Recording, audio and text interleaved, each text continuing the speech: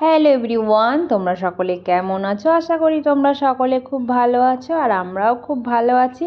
আর এই যে কি সেলিব্রেট করছি সেটা দেখে তো বুঝতেই পারছো আমরা আরও ভালো আছি। আজ হচ্ছে ওর বাবার বার্থডে, তো এটা হচ্ছে আমাদের মিডনাইট বার্থডে সেলিব্রেশন করছি। দেখো পাপাও সেদিনকে ওর পাপাকে উইশ করবে বলেও ঘুমোয়নি।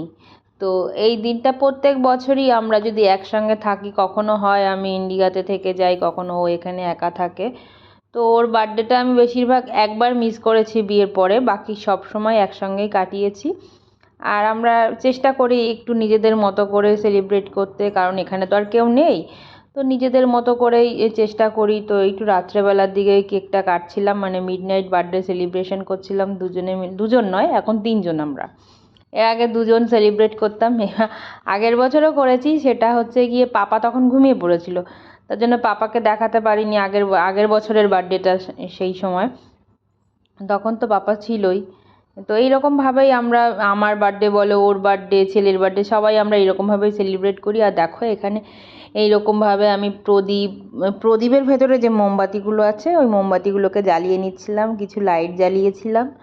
তো এইরকমভাবে একটু সাজিয়ে নিচ্ছিলাম যাতে একটু একটু স্পেশালভাবে করা যেতে পারে, যে একটু ভালো লাগে, চেষ্টা করা আর কি।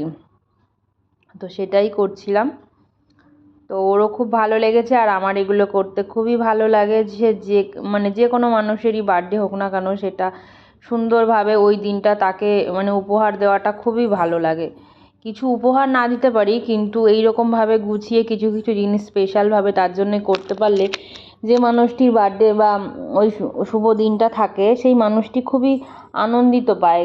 কারণ আমারও খুব ভালো লাগে কেউ যদি এইরকমভাবে সেলিব্রেট করে বা উইশ করে, এগুলোকে আমি খুব পছন্দ করি। আর আমিও চাই যে আমার কিছু কাছের মানুষদের এইরকমভাবে তাদেরকে আনন্দ দিতে, ভালো লাগতে। তো দেখো বাবা ছেলে দুজনে মিলে কেক কাটছিল, আর আমি এখানে বসে বসে একটু ভিডিও করছিলাম। তো ও যেন সবসময় ভালো থাকে, সুস্থ থাকে, এটাই চাই। আর আমি একটু ওকে কেকটা খাইয়ে দিলাম, পাপাকে একটু খাইয়ে দিলাম। পাপা ঘুমোয়নি আজকে, অন্যদিন ঘুমিয়ে পড়ে, আজকে পাপার বার্থডে সেলিব্রেট করবে বলে ও জেগে বসে আছে।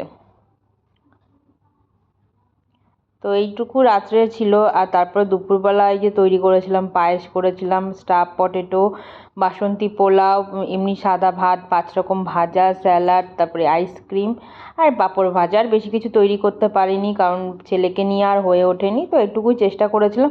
এটা ছিল দুপুরের খাবার।